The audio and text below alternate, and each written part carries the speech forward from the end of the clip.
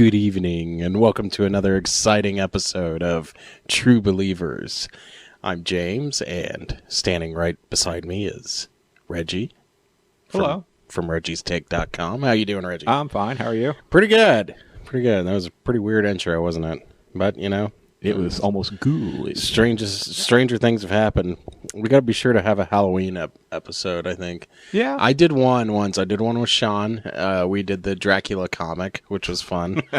See, I'm not big. I do one on my reggiestake.com, but I'm not too much in the horror genre thing. So that'd be a little bit hard for me to come up with. That'd be easy for me. I can do modern. I can do classic horror. I do love horror movies a lot. It's just never been my forte, the horror movies. I mean, I've seen like The Fly 2. What about the old classics, like the old Universals? I've seen most of the old Universal monster movies. Fantastic, like those. Those are some of my favorite movies. It's been several years since I've seen some of those, but I remember watching. I still enjoy watching if they ever come on. The old Abbott and Costello Meet Frankenstein, or the Wolfman. That's on every now and then. Svengoolie played it the other day on MeTV. Yeah. Ladies and gentlemen, that's what you call a cold open. Now the music plays, and now we begin the show. So tonight we'll be talking about Batman, The Killing Joke, both the comic and the movie, which Reggie let me borrow, so I got to watch it. Now you had never read the comic. Did you read it after you saw the movie? I kind of skimmed through it and read through it, and when I was rewatching it the other night to refresh myself on it because I knew this was coming up, I kind of scrolled along with the comic online that I sent you the link of, and with the movie. So they actually followed the comic pretty much page to page. And the thing about the comic is a lot of people call it a graphic novel, and I think that's a bit erroneous. It's not really that long of a comic. It's not. It's just a regular comic. Yeah. It's a one-shot comic, and so people calling it a graphic novel, that'd be like calling. I guess that'd be like calling Stephen King's The Body, which Stand By Me is based on, a novel. It's not. It's a short story. Mm-hmm. So. Not to nitpick, but that's like one of my. But nitpicking is one of my favorite things to do. I guess Batman: The Killing Joke is not a graphic novel. It is a comic book, one shot. There you go. I guess technically you probably could get away with calling it that, but you probably could. But just because it's a free country, maybe it shouldn't be free anymore. Maybe we should have a thought police to get people to think the right thing. Have you ever thought about that, Reggie? What about building a wall? This has actually gone in a weird way. Yeah. I'm okay with it, but build a wall. I want a wall around my house. Just build a wall. Yes. Keep me safe. Keep all the bad DCU movies out. No, we still need them because they still have parts that I like. All three of them still have parts that I like. 4, because I'm sort of counting Green Lantern, because that was supposed to be the start of the DCU. And no, I liked. I liked things in Suicide Squad. I liked. Will Smith was great, and Margot. There's been all parts. We already did this, but yeah. I mean, there's all parts of the movies they put out so far of this DCEU that are great, that are great, but they haven't put anything great for 2 hours yet. Yeah, that's a really good point. Yeah, that's a good way of putting it. I mean, let's face it. I mean, you get greatness here and there, but it's not been a consistent. And as we just got done talking on my podcast, I've watched the extended version of Batman v Superman, and it's definitely a more coherent movie, the 3-hour version. But I mean, it doesn't fix its issues by no means, but it is a more coherent movie and makes more sense. And I think it's the one that, because I was even talking to Caleb about that, who I've had on myself before, and he thought that was the version that should have been released to theaters as well. Yeah. So, I mean, put out the better version. I don't care if it's to watch it. I don't care if it's 3 hours or it's 4 hours. If it's a good movie, then time should pass by pretty but quickly. But was it a good... Now, you said it was better. Was it good? It was better than the theatrical version. That's not what I asked. That's what I'm giving you. All right, fair enough. That's what I'm politician. Giving you. Yeah, so The Killing Joke. This movie, when did this come out? The animated just came out this year. The movie, year? 2016. Okay. It actually made its debut during Comic-Con. So, and then it springtime? July. July? So it's really new then. Late July, and then they released it to theaters for 1 or 2 nights only in select theaters across the country. Okay. And then that was it. Wow. And then it came out on digital HD, and then a week or two later it came out on Blu-ray and all that good stuff. So, yeah, I've never read... Now, I've heard of The Killing Joke before, but I had never read it. Yeah, and a little background on the... I'm going to stick with background on the movie first. A little background on the movie. I do remember Mark Hamill, who plays the Joker. He also played... he played a character in a movie about a Star War. I think his name was Luke Skywalker, I think was his name. Yeah. Anyway, that was an indie movie, right? It was a very low budget artsy movie about a Skywalker. And he walked on the sky and he dreamt of a Star War and a Death Star and all that. Anyway, well, now he's famous and plays a cartoon Joker. And he reunited with his Batman co-star. And actually that's where I was getting with all the silliness. But he more or less retired. He did because he's getting older and he's kind of losing the voice, I think, is what he says. And he's a huge fan of Batman and the Joker and always has been. And he's actually I would really love to meet Mark Hamill someday. He just seems like the funniest person. But he yeah, but perception can be deceiving with those guys. Sure, with any Hollywood actor or sure. actress. As long as he's doing what I want him to do, it's fine. But I wouldn't mind getting a picture with him, and that or get his autograph on something. I mean, that would be cool. I mean, I have no. Yeah, but he said so he was retiring the voice. It was during one of the Arkham. I think it was during Arkham City was his last one. The video game, the second video game. But I think him and Kevin Conroy though had always said that they ever did a Killing Joke. They would. That's where I was. They would definitely. And that's pretty much what happened. They did. And so he came out of retirement. I don't think Kevin Conroy quit yet, but he came out to do this. And it also has Kevin Conroy and Tara Strong plays. Batgirl, who Tara Strong does a lot of voiceover work too, and a lot of them just kind of cartoons and stuff. But the one that I'll always know Tara Strong from is as Riku from Final Fantasy X. I think she was in another Final Fantasy game too, but I can't remember. Let's see. Yeah, I'm just gonna look it up. It was here. It was during the 2011 Comic-Con in San Diego. It says that Mark Hamill wanted to quit playing the Joker at that time, but stated that he would be willing to voice the Joker for an adaptation of The Killing Joke, encouraging fans to campaign for said movie. Yeah. And obviously, and I thought it was actually for what it is. I thought it was a really good movie. Yeah. What do you think of the first part with all the Barbara Gordon thing leading up to that part? And let's we'll get into the controversy behind that in a minute. But as far as my opinion on that, it was weird because it almost felt like its own. It felt like a totally different film. It was I know it was a prologue. I didn't mind it. I think they should have segued from the prologue to the main course a little bit differently, because when they segue it, she's like, well, that's the end of my story, and then that's the end, and it's okay.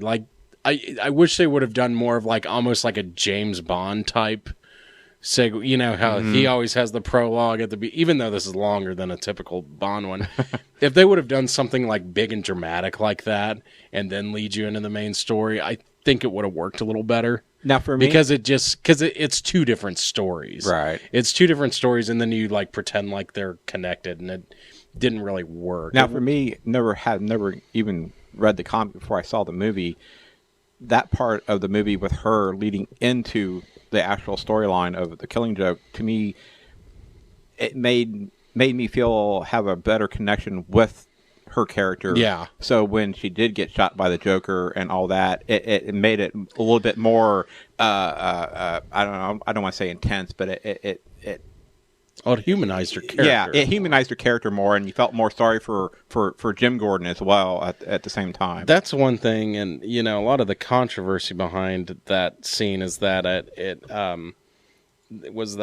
it really wasn't a very her as a strong woman and all this. No, it wasn't like the portrayal of her as a woman was a little bit immature, and I think a lot of people felt like it, and it was a little bit. But I also think that the alternative, which was the book, the only thing she does is open the door and get shot, is a lot worse. And I think that they attempted to humanize her, and I think they tried really hard, but that's the problem is like you have to, on the one hand, you want to try to humanize her, but on the other hand, once the main story gets going, you have to stick with that story because comic book fans are fickle, and they're crazy, and there's nothing you can do about it. And if you watched if you even looked at the time display, that whole part with just her. That prologue, as you said, took about 30 minutes. Yeah, and that movie's only an hour and 16 minutes long. Yeah, it's a short story to begin with. So the Killing Joke itself is only about 46 minutes in length,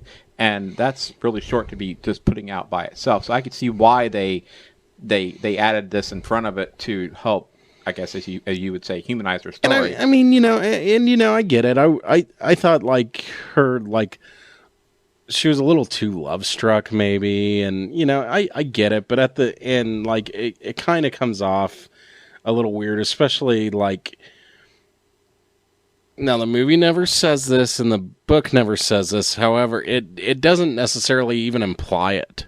But I've always, I always felt like when I read the book and I asked you what you thought about it, and you didn't see what I saw in there. Like, when I read the book, I always, assumed that the Joker, after shooting her, possibly raped her. And what's funny is you were like, well, I don't know if that happened. And then I reread the book, and I watched the movie, and it was like, they never, really say that. No. At all. And they don't even really imply it. I mean, obviously, they imply that he took off her clothes and took pictures of her. Yeah. But they never... the only how weird is that though? That some people's mind go to that, that's pretty weird on Alan Moore. Like on Alan Moore's part as a writer, that's kind of interesting. And see, how people like me, my mind went to that, and then other people's minds don't, and that's really weird. Because the only place you really could have found out if he would have actually done that would have been when in the hospital scene where Batman's there with the doctor. And he talks to her for a minute or two before he goes on with the rest of the story. That'd be the only place that you really could have found out if he had, where only Batman would have known. But I don't remember them saying anything about that of a sexual assault. No, they don't at all. At all. So I take it more as he took humiliating pictures of her to show. Which is its own sort of rape in a way, of course, but I mean, he violated her in a certain sense, but not necessarily in the physical sense, other than the shooting. It's a really messed up story. Oh yeah, it's and I'm hoping some parent didn't just go out not knowing what this really is and just bought it for their 10, 12-year-old kid. Well, I'm sure.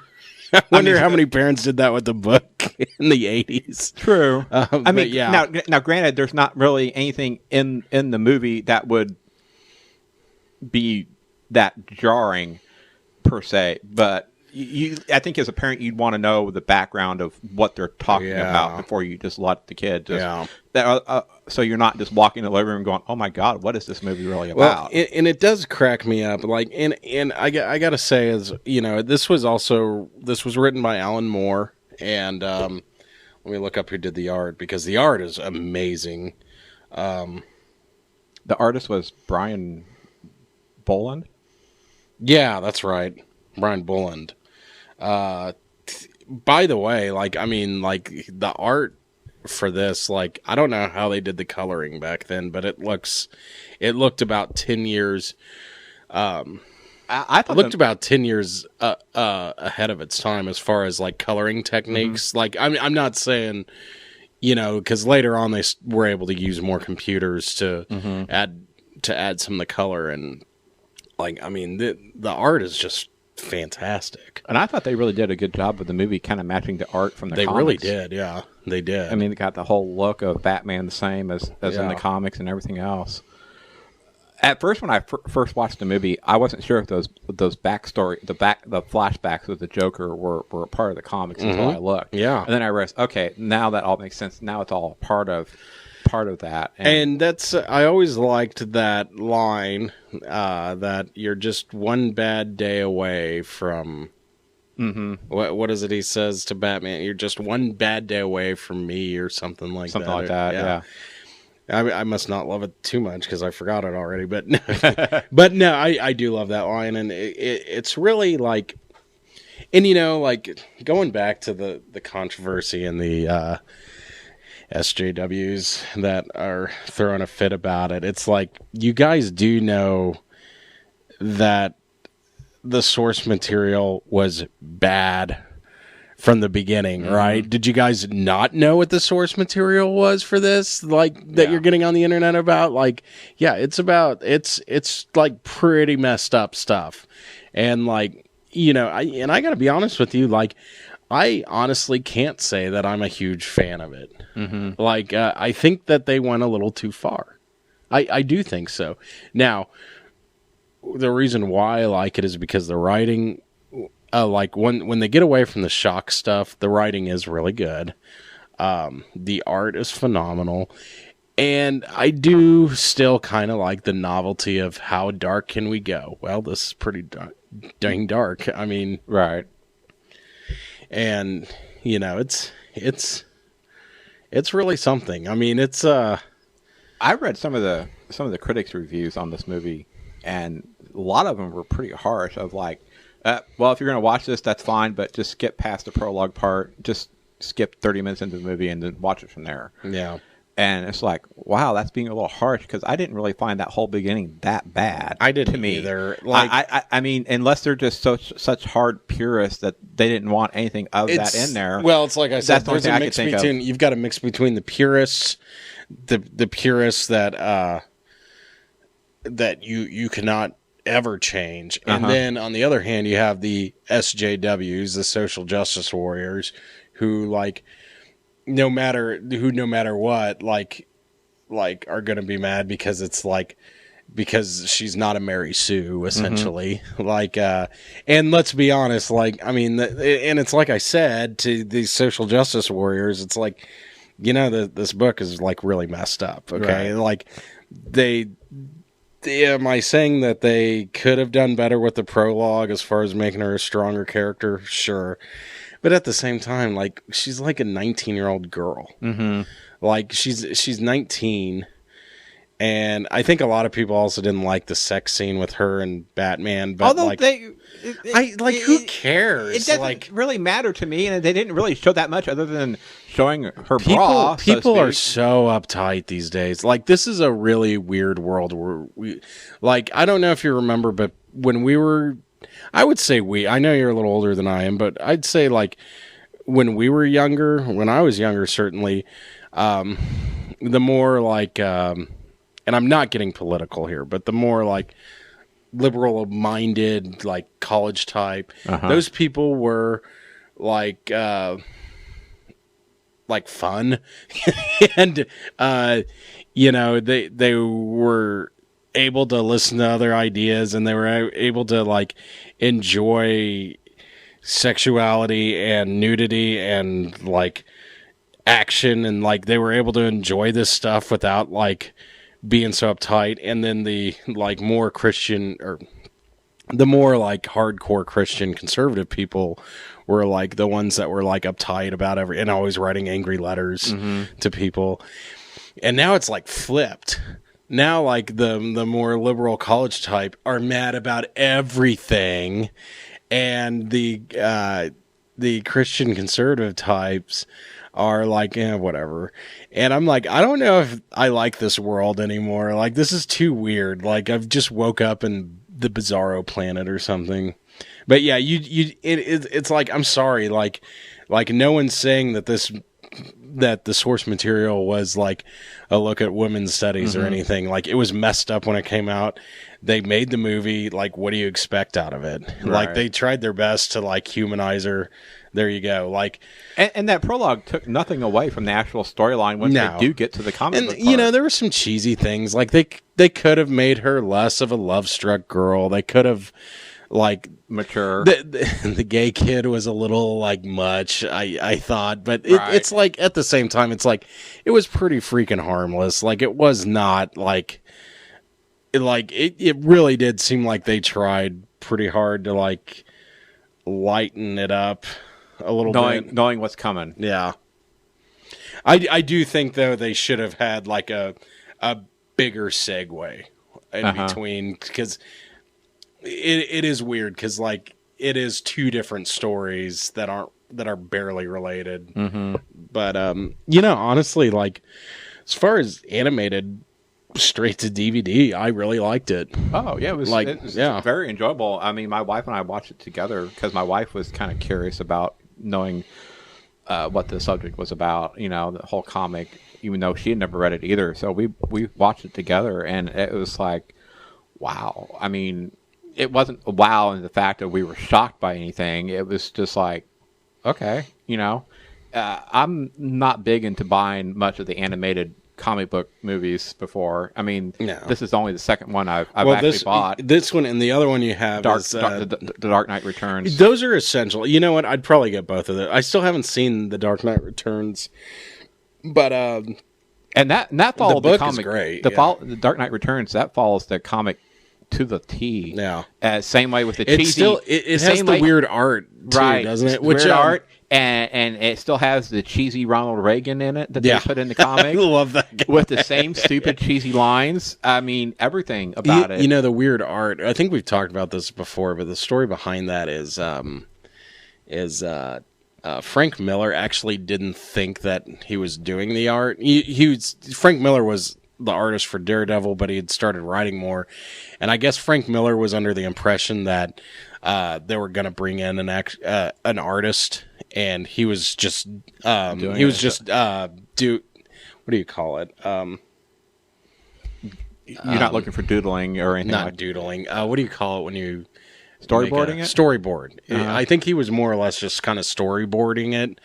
And then I guess they liked it, and they were like, "Just do that." And he was like, "Well, all right, whatever." It looks kind of weird to me, but and if I read they were more or less just sketches, and they're not even like technically and he's a really good artist, and they're not even up to his stuff. It's like it does look like sketches because if you look at the comic even the comic book that I have with it, the hardbound edition that I got with the movie, you look at the art in that compared to the art of the Killing Joke, and the Killing Joke looks like it's oh my god way better. Yeah, and I know I'm not sure exactly when the Dark Knight Returns. I think that was later in the 80s, wasn't it?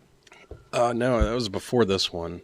Let me double check, because I thought the Dark Knight Returns was after the Killing Joke. I'm gonna double check. Now at the end of the Killing Joke here, they were basically setting up what basically they used later on in the movies with her becoming the Oracle, right? That was my take on that. Yes, and let me get into that in just a minute. Okay. The Killing Joke, the Killing Joke was way after. Killing Joke was 88. Okay. And let me look up Dark Knight Returns. I think that one... I guess I had them flipped in my head then. I think that one was 84, but I could be wrong.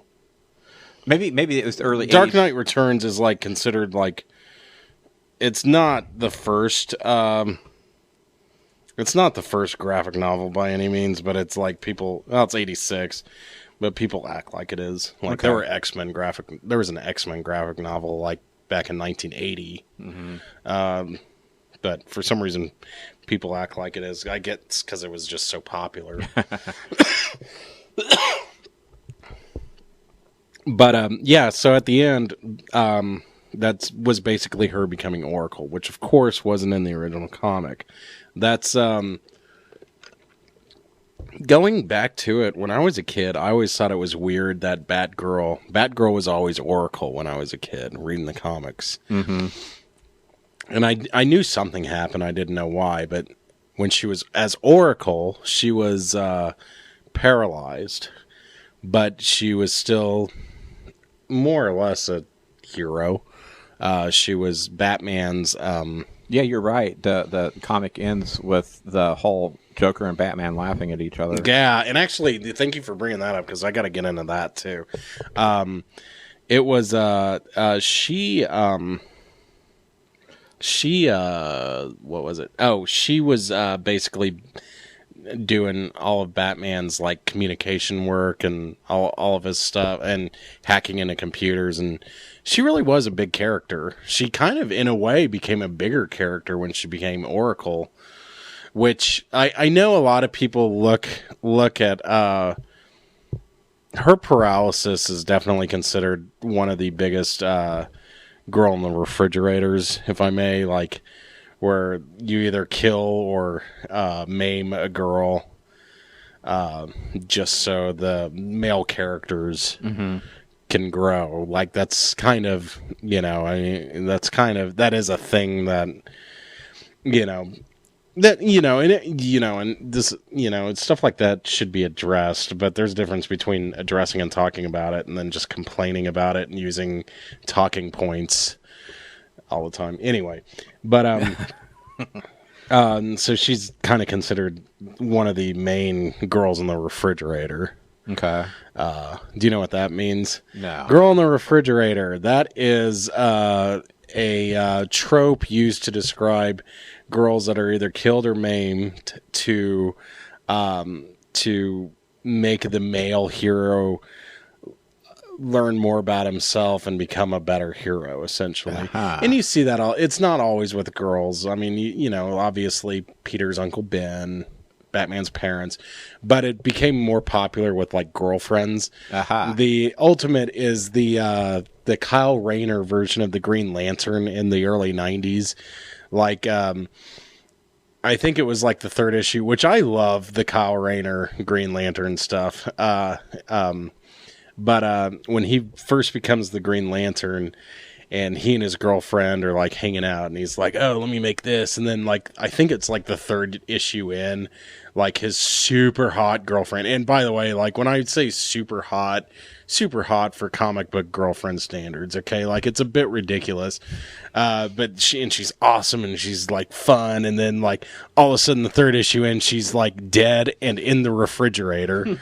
Like she was murdered and then stuffed in a refrigerator, which is pretty messed up, but that's like where that comes from. And Barbara Gordon certainly fits into that. So does Gwen Stacy, but, at least those two characters are characters, but Barbara Gordon definitely. But the thing about her is, even after she was paralyzed, she may not have been Batgirl anymore. And I know they were trying to get away from the Bat Kids and the Robins and all that, but she really became, like in a way, like kind of a better character. Like, I mean.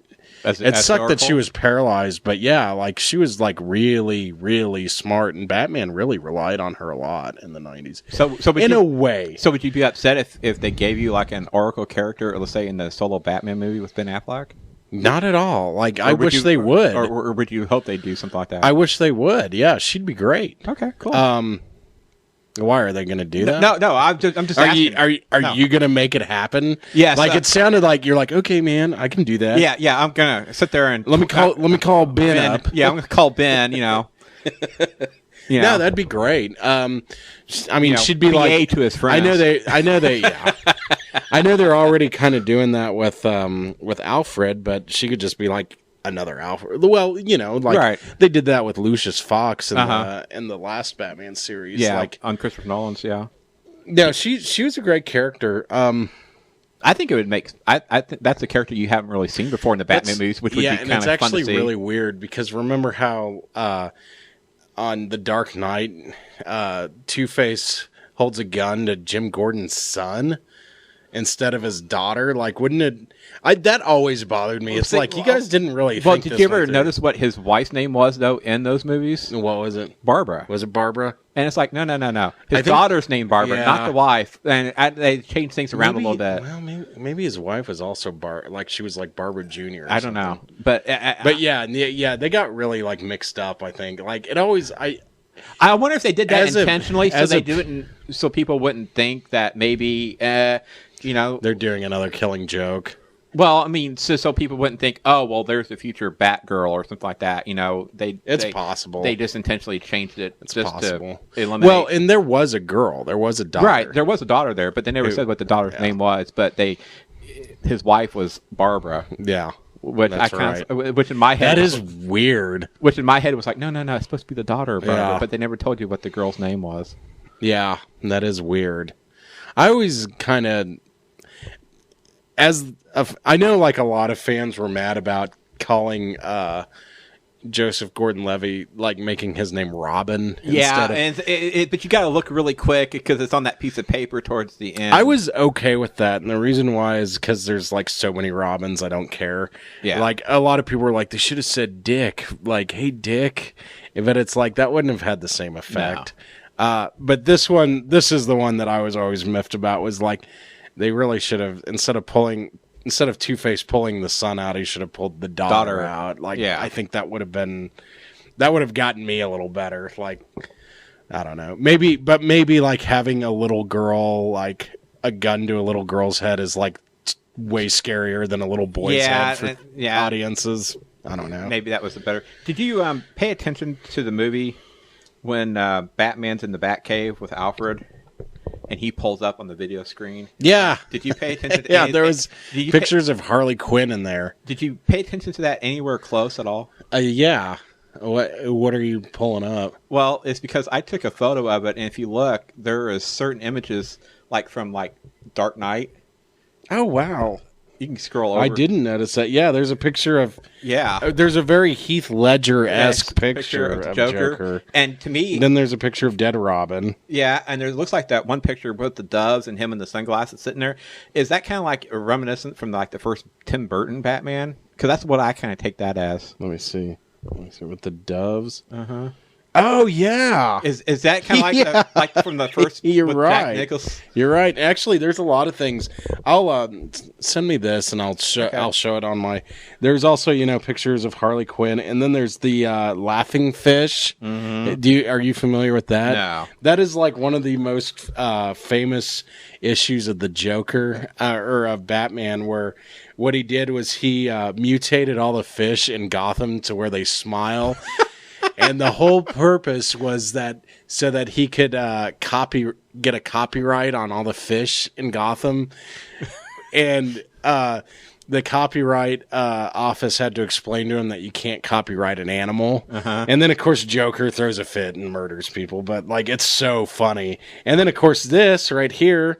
This picture is based on the very first issue of Batman is based on the very first issue that Joker appeared in. Really? Yeah. That one is, I believe that's Batman #1. So they're basically putting in a bunch of references to see if you pick up on it. That's fantastic. I love that. I paused that on the the Blu-ray and I snapped a picture of it with my phone. Because I saw that and I backed it up. And it's like, wait a minute, this looks like a lot of like nods to previous. And then this one, I'm not sure, but this one is what was that? The Italian opera about the sad clown, the Polici. What was that again? I couldn't tell you. I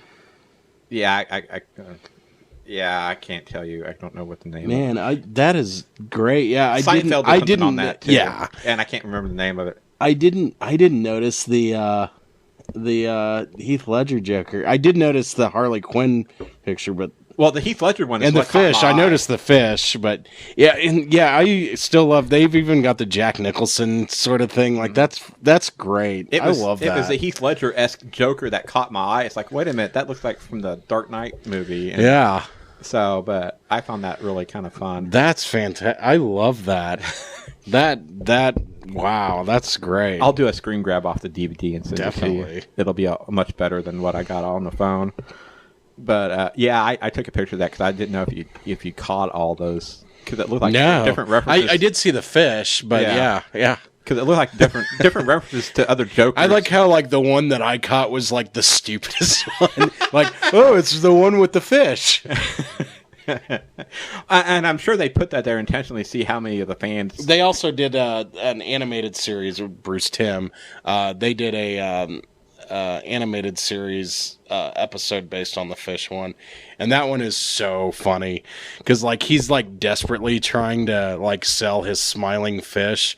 So like just like on the Tim Burton movie, he keeps I don't know how he's so good at this, but he keeps hijacking the all the broadcast frequencies, and so it's like Harley Quinn they're like advertising their laughing fish, and Harley Quinn keeps throwing up, and it's a kid's cartoon, and she like she takes a bite and throws up. He's like, no, you're gonna eat it, because he's like really abusive. Mm-hmm. It is the most insane thing. And it's like this is like aimed for like 10-year-old kids, but it's like so insane that it's just hilarious. But yeah, I liked the movie. I did too. For never seeing the comic, now reading the comic, I mean, it was almost like rewatching the movie all over again when you went through it, and which was cool. As I said, I'm not big into buying the animated superhero stuff. I mean, I'm kind of picky when it comes to that. So, I mean, it'd take another big Batman story for me to probably go out and buy another one. If they were to do a Nightfall one, maybe, but that you'd have to do that over like 3 parts. Yeah. So, and I don't know if anyone will ever touch the Nightfall series. Sure they would. Now, what I would love to see for them to do is take that whole entire Nightfall series. The thing about Nightfall, though, is it's, there's Nightfall and then there's Nightfall. Like, they kind of, it's not just a series. It was also, like, a time. Mm-hmm. Like, there were comics that were coming out on that are considered Nightfall that had nothing to do with it. Well, see, I would love because it was just like this like, year where they were all called that. Well, it was like the whole Nightfall arc as far as the storyline there of Batman getting his back broken, him making Azrael Batman, so no one thinks that there's a correlation between Bruce Wayne being injured and no Batman, and then he coming back and then taking out Azrael, to regain back his Batman status. I think that would make it like a great, really dark Netflix series. Yeah, to do it right, where you could take 3-4 seasons to tell the entire story. I think that would be really cool. Now, whether or not anyone really actually does that, I seriously doubt it. I'd be happier if they just did it animated, though. True, but I would also. I mean, if you're going to bring Batman to a Daredevil-esque series type of thing, that's what I'd like to see done. That's just me, though, as a fan. Have you ever watched the show Gotham? It's not good. Wife loves that show. I'll be quiet then. So anyway. No, it's no, you're fine. You're fine. I've never really watched it myself, but she loves the movie. She loves the show, and if the show was actually almost done closer to him becoming Batman, and at some point actually see him as Batman, I might be more inclined to watch the show. It's just like Smallville. Remember how right. That Superman? Do you know that show was on for like 8 seasons? 10? Oh my gosh! It's like Superman without seeing Superman. And then I heard that the finale, the final episode, like you see, like he puts on the cape, but you just see it as a blur, and that's the end. Yeah, you don't. It's really... like wow. Yeah, it's so messed up. 10 seasons for that show. People love that show for some reason. I didn't. Well, like I remember when, like my friend was like, "Yeah, I'm watching. I just got Smallville season 6 on DVD." I was like, "What? That show's still on?" It's like, yeah, and there's a few of us that still watch it, like, because I liked it. First season or 2, I liked it, but once I think I was like a lot of people, like once you realize that the show's not going anywhere, you just quit. That's kind of how Lost was for me. Like, kind of like I watched Lost later, so like I knew it was gonna get better, but like, like season 3, like if I were watching it when it was on, I could see myself dropping out at season 3 like a lot of people did, because Lost on season 3, like there's an episode about the origins of one of the characters' tattoo, and it's like, okay, like you guys suck. Like this is so boring and pointless. Well, the one guy on that show, the bald guy, Jack, can't remember the actor's name who plays. Oh yeah, Terry Gilliam or something like that. He's good. I like him. I've never really been a fan of him. Really? For some reason, he's kind of creepy. For some reason, as an actor, there's something about him that it's just off-putting to me. Yeah. And it's like I see him in a role or in a movie or on a television episode, and it's just like, click. Yeah. I go past. Yeah. It's just one of those actors. I can't explain why. Oh, yeah. I just don't like him There's as an actor. There's some for me too. Like I get it. I mean, I'm sure as a human being, he may be the greatest guy in the world, but as far as seeing him, something about him just irritates the hell out of me. Yeah. And I can't stand to watch. Oh him. yeah, I got you. So there's a lot like that. And I think a lot of people felt jilted by the finale of Lost. Oh, it was awful. It was just absolutely awful. Like, yeah. Oh, are they alive? Are they dead? Da, da, da. Well, it doesn't matter. It's like probably purgatory. Like, really? Like, you're going to spend 6 years to make it probably purgatory. Like, shut up. Like, and then there's people who, like, stand by it and they're like, oh, but it's all about the spirituality. I'm like, shut up. Go to church, okay? Like, Jesus. I wanted to watch a movie. I wanted to watch a show that was, like, good. Like, you can't just cop out at the end and say that that's creative. That's not creative. Yeah, that's terrible writing. Oh, speaking of Batman, have you seen the and this will probably be my next animated feature I buy, have you seen the trailer for Batman Return of the Caped Crusaders? No, I haven't. Featuring the voices of Adam West and Burt Ward. Maybe I have. I've heard about it. I haven't seen the trailer. Comes out sometime October, November, maybe somewhere. Was it on the DVD? No. Okay, because there were trailers on. Trailer just got released a week or two ago online, and it's basically, well, if you've seen the '60s Batman show, oh yeah, there you go. Oh yeah, they've actually got a. You know, we've done so much Marvel. Like we really got to do more DC stuff. I mean, they got was it Julie Newmar, one of the original Catwomen, come back? So it's Adam West. That's Burt Ward, awesome. And one of the original Catwomen, and then of course they got it's also Penguin, Joker, and Riddler, or the 4 villains they're dealing with, just like the original TV show. Wow. And if you look, the costume they got drawn is like Adam West's costume in the thing, and Commissioner Gordon's got that one police dude with him all the time. And it looks like the same kind of stupid humor from the '60s show. Still got the booths and the bat, all the blats and all the that they put up in the fight scenes, and it looks like just a throwback, but done in animated style, and it looks like it'd be kind of a fun, corny movie, But that looks like that might be fun to watch. It does. It does. So, do you ever watch? And if you say no, that's probably because you're a normal human being. But do you ever watch SpongeBob SquarePants? I have. I've watched him on occasion. Okay, so you're not normal. Okay, that's good. But I always got a kick out of Mr. Krabs when I did watch it. Yeah. So let's see. There are 2 characters. They're old. It makes no sense. Whatever. The show doesn't make sense. But they're old television superheroes. Mermaid Man and Barnacle Boy, and they're voiced by Ernest Borgnine and Tim Conway. Yeah, and Ernest Borgnine's passed away since. When did he die? I thought he passed away. I thought Ernest Borgnine had passed away. He did. Oh my gosh, he did in 2012. It's been that long. Jeez. Wow, this went depressing. I actually didn't know he died. I forgot, I guess. Oh man, but he's so funny. Like, and well, they had a younger version. There was one episode where they meet the younger version of Mermaid Man and Barnacle Boy, and of course they're voiced by Adam West and Burt Ward.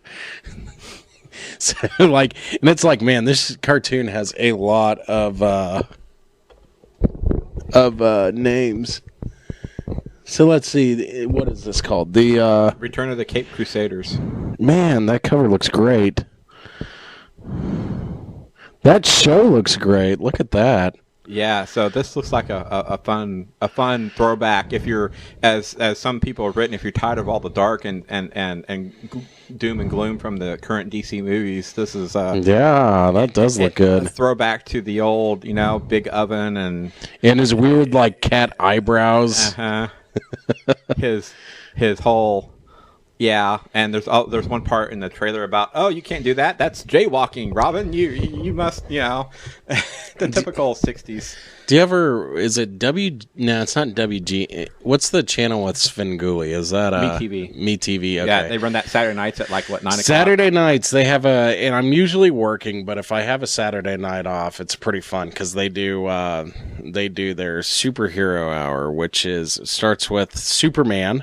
Well, they do not hour, but like they do half-hour Superman, eventually Superman, half-hour Batman, Hulk, and then the Hulk, Wonder Woman, and then go to Star Trek. Yeah, and Wonder Woman's pretty bad, but like the rest of them, of course, are all great. Well, shows. Some of the Star Trek episodes can be pretty bad. Some of the Batmans can be pretty bad. Like, but Hulk is almost always like great. Like that's a really good show. Like the Incredible Hulk is almost always really good.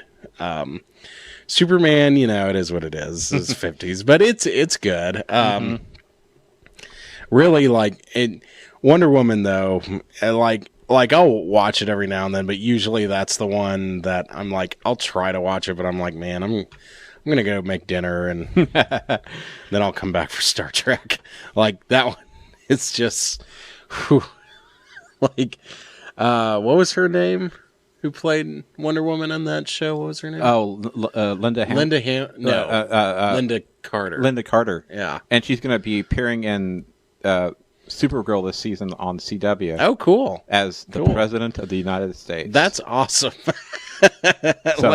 So Wonder Woman will be returning, but as President, but not as Wonder Woman. So anyway. That's that show is yikes. And and we talked about it before. Some of the shows take place in World War II, and some of them take place in the 70s. And because when it originally aired on, I think it was ABC, it was set in World War II. Yeah. ABC canceled it, if I remember reading right. CBS then picked it up, and they retooled it and moved it to set in modern day times because it'd be less expensive to do than it was as a period piece set in World War II. And I gotta say, the World War II ones are a lot better. So then CBS picked it up, and it ran like a total of like 3 or 4 seasons. Yeah. It kind of split equally between the two, and that's why there's that jump in time, is because they brought everyone that was set originally in World War II, but they brought them to modern day times. Yeah. But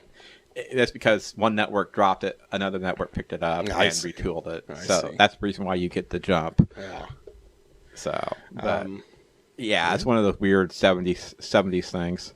70s were weird. And speaking of 70s, you remember the $6 Million Man? Yeah. With Lee Majors? Yeah. They're coming out. They're making a movie, but they're calling it the $6 Billion Man. Yeah. And I don't remember who they got to play. The lead character. I don't remember who exactly.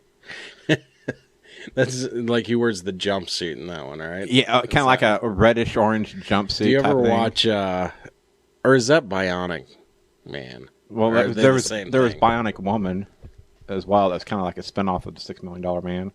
Well, there is. Do you ever watch Archer? There's a character named Barry, and my wife does. He becomes a cyborg and wears that stupid jumpsuit, and he becomes like the main villain of the show. But he's always wearing that jumpsuit. It's really funny. But yeah.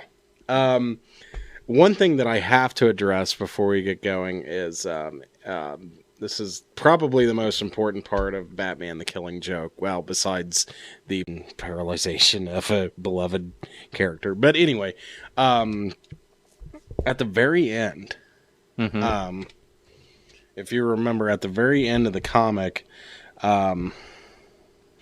So at the very end of The Killing Joke, in the book, this is the way I've always interpreted it.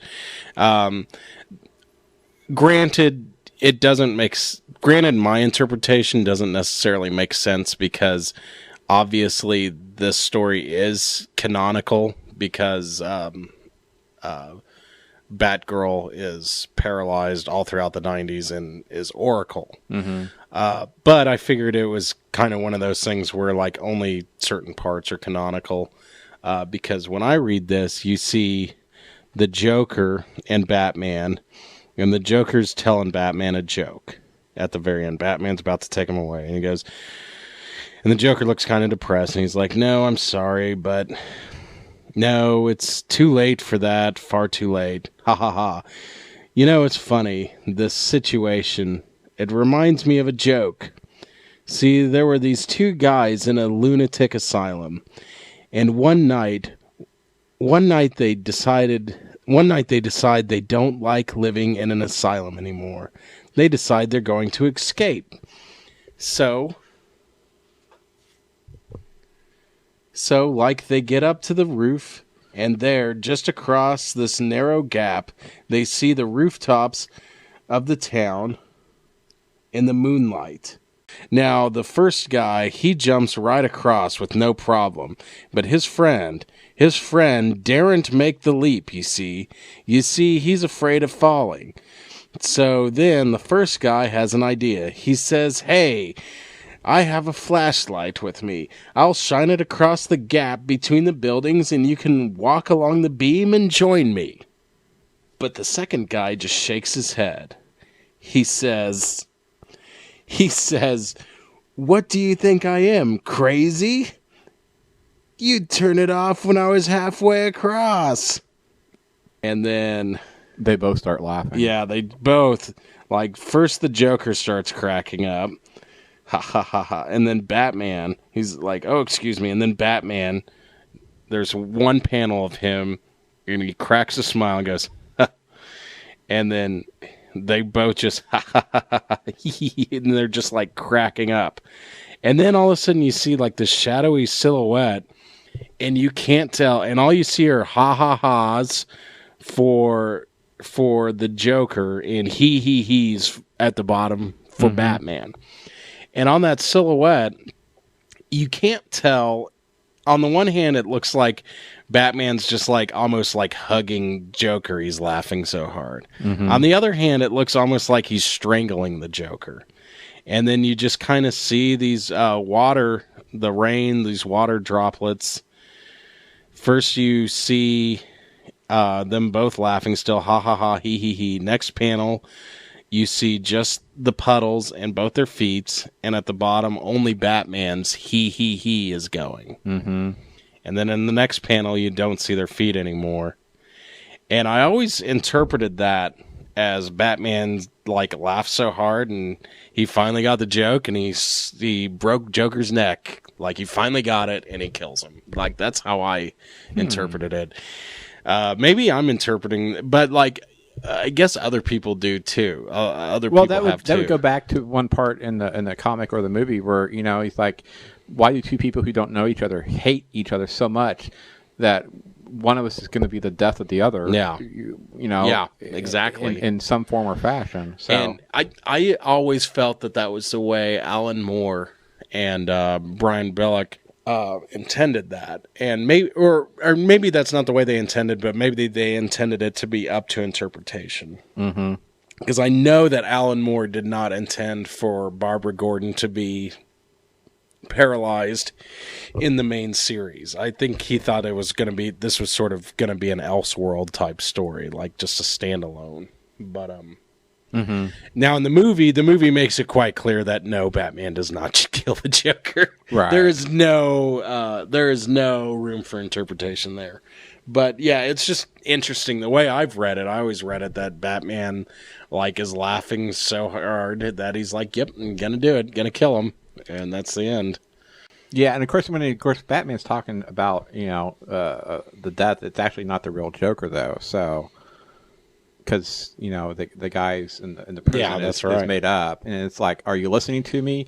It's life and death that I'm discussing here. Maybe my death, maybe yours. Yeah. So it's see, what is it? I don't fully understand why ours should be such a fatal relationship, but I don't want your murder on my hands. And of course, that's when he realizes it's not the real Joker there, because he's got paint on his hands now, on his gloves. Yeah. So maybe your interpretation is the correct interpretation, but who knows? Yeah, I don't know. Of course, if you were asked the writers of who wrote this, they'd probably wouldn't tell you, or say, well, that's up for your interpretation. I think Alan Moore would say, I don't know. Alan Moore is crazy. Like, that's all I'm going to say there. Alan Moore is actually more or less disowned this one. How come? I think he thinks the Barbara Gordon stuff is too weird too. Really? Like, I think he thought it went too far, is from what I understand.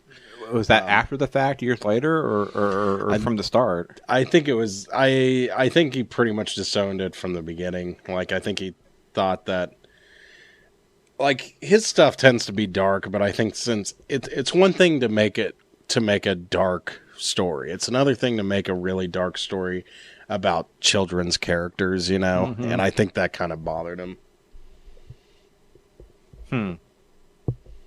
But I do, and this one does give Joker kind of an origin, but it's just like the Dark Knight, where you can't really believe those flashbacks are real. Like, he says he remembers them different every time. So, like, there's a possibility that those could be, with he and his pregnant wife, that could be his real origin, or it could just be an origin that he makes up in his mind. First, I wasn't sure if that was actually Mark Hamill's voice, but if you listen close enough, it is Mark Hamill doing that voice. So you almost have to wonder, They've never really, though, given a definitive backstory to the Joker. No, and that's always been kind of the point. I mean, he was Red Hood, and he fell into a vat of toxic chemicals, but that's about it. Like, that's about as far as they're willing to go. Because even in this one, like, he straight up says he remembers his life differently every time. So it's like he could just be making this whole thing up about having a wife and everything. Like, it could just be all in his imagination. Like, I would give this. Some people may not, but I would give it a solid B+, A-. Yeah, I would too. And for an animated straight to DVD, I know it had a limited release, but everything has a limited release. For an animated, more or less straight to DVD movie based on a short comic book that is, like, very, like, iffy and controversial, yeah, I'd give it a B+. I mean, I thought it was great. I'm actually probably going to buy it. Like, I really liked it. And, like, I like the book. Again, though, like, the thing is, like, I like it, but it's like I said, I like it, but it's almost a little too much. Mm-hmm. I can't read it all the time. Like, I always feel a little iffy when I read it, and I felt a little iffy when I watched it, too. But maybe sometimes that feeling is okay. Right. Like, maybe sometimes you do need to have a little bit of horror in your life, a little bit of just, like, darkness.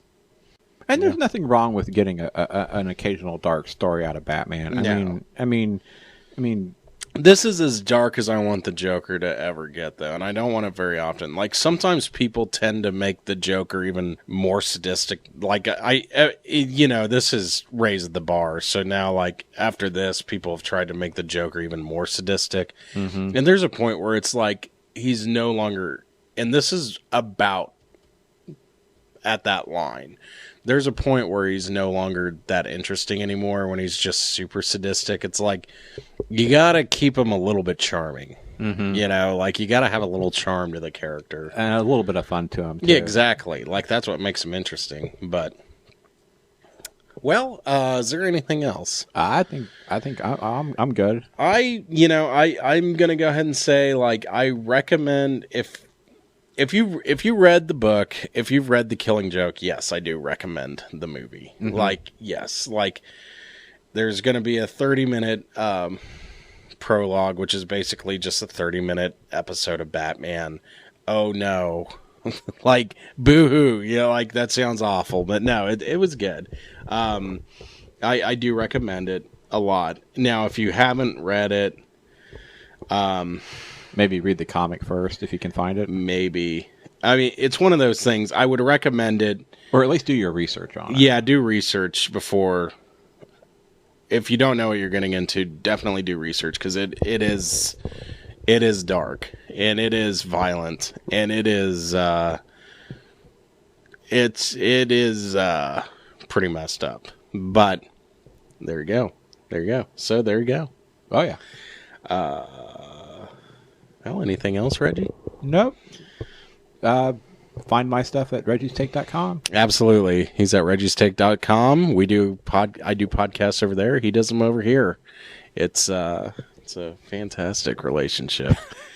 Well, anyway, everybody, true believers at home, have a good night. Toodles.